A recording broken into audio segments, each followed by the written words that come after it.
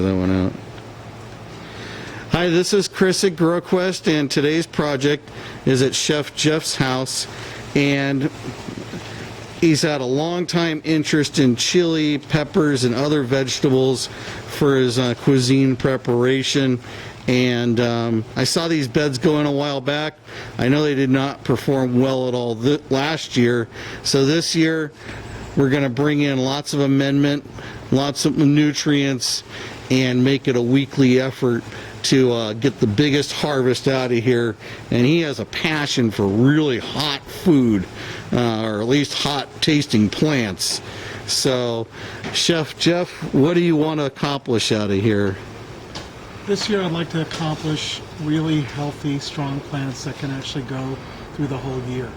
The last couple of years I've had success and failures, much more failures than success in terms of my growing ability. I do not have a green thumb, but due to your help, I've really come to appreciate being able to grow things myself. So this year I really want to accomplish a huge harvest when it comes to the tomatoes, peppers, and other vegetables, the great herb garden, and the fruit trees that you help plant to really get a great bumper crop to be able to do some canning and some other things. Now, I should mention we're in Southern California, the Encino area, and we're up on a hill, which makes possible having these plants probably go through the whole year, at least really strong through early December, January. This has gone all year. This actually just came up by itself. This tomato plant, I actually started harvesting about 2 weeks ago.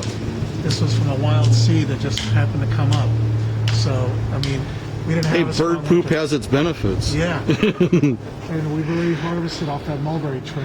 Yeah, I noticed it's got some really large purple.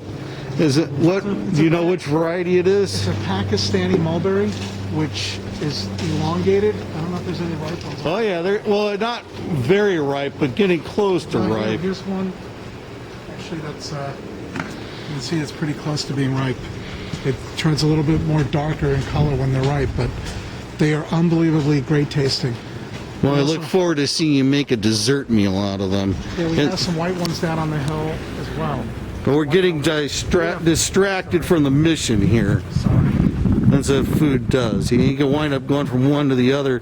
So here we're going to do this compost product, which is called Booze Blend. I don't know. It's a very expensive product. And we're going to compare it with the Kellogg that I stock. And the Kellogg is long-time family business.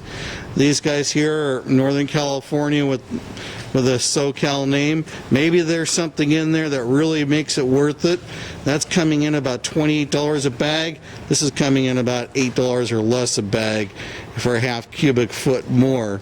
So in addition to getting Chef Jeff's plants growing really well, we're going to see how these amendments that are locally or regionally produced stack up against each other, at least for the value.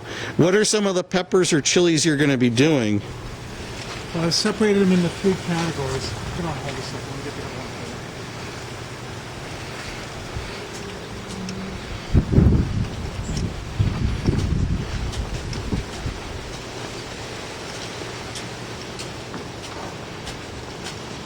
We've got one of the guys here taking in the Kellogg's mix and shovel mixing it down about 12 inches. We're going, I would say, almost a 50-50 soil to amendment mixture here. The soil for the planter beds was imported 3 years ago, and it was a pretty heavy soil. It wasn't my soil, and I was involved in other things, but I was here watching it get built, and it was very nicely constructed out of redwood. So anyways, the soil is a little heavy. It's since been depleted from its compost. Remember, the compost is going to break down fairly quickly, and you're going to refill the planter bed every 6 to 12 months with new compost. So they're getting it mixed in, and we'll see what blend stacks up best. We've also got some Kellogg's branded, or Kellogg's carried a G&B organic fertilizer starter. ordinarily I'm not too big on the numbers. I mean, this is 352, which isn't enough to do very much, but there are a lot of beneficial bacteria in it, mycorrhizae, and since this is a relatively new soil and it did not do well last year, probably a little light on the mycorrhizae. You don't need mycorrhizae in soil mixes if you have an established older soil that's growing already very healthy plants. That's a definition of it being there. If you have unhealthy plants, then you probably want to add some mycorrhizae and a lot of amendment. Let me get back over here and see what we got for a selection. Beautiful. So what are some of our options here to burn our new buttholes with? So for me, hot peppers are habanero and up. For me, that is my flavor profile. So we've got everything from Asian, Latin American, and Indian within the hot variety. The extra hot variety are, for argument's sake, Scotch bonnets for me, dagger pods, and then we go to the extra hot, which are at least. And you said there's two new death ray plants or something. Yeah, this is. If you notice these tags, even the way the nursery marks them, you notice all the other tags are white. The red is as hot as it gets. That's the newest. It's 1.5 million on the Scoville scale, and these are at least in the 1 million range. The ghost pepper. Wow. And a Jay's red. I'm sure if you got the name of it, it's really true.